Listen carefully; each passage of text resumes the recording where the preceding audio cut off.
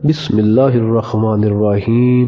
صرف 150 منٹ اور شوگر سے ہمیشہ کے لیے نجات۔ کھانے کے فوری بعد چہل قدمی، ذیابیطس جیسے جان لیوا امراض کا خطرہ ڈرامائی حد تک کم کر دیتا ہے۔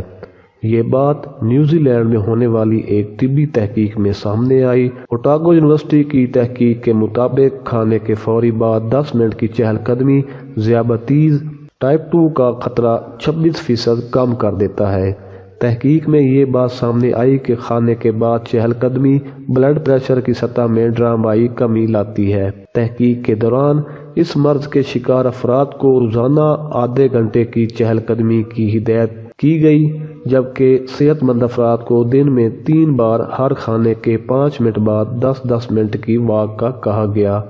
نتائج سے معلوم ہوا کہ کھانے کے بعد یہ جسمانی سرگرمی بہت زیادہ فائدہ مند اور بلڈ پریشر لیول کو نمایاں حد تک کم کر دیتی ہے۔ محققین کا کہنا ہے کہ اس عادت کے نتیجے میں بلڈ پریشر لیول میں کمی آتی ہے، جس سے غذا میں موجود کاربوہائیڈریٹس جسم میں جذب ہوتا ہے، جو کہ انسان کو سست کرتا ہے۔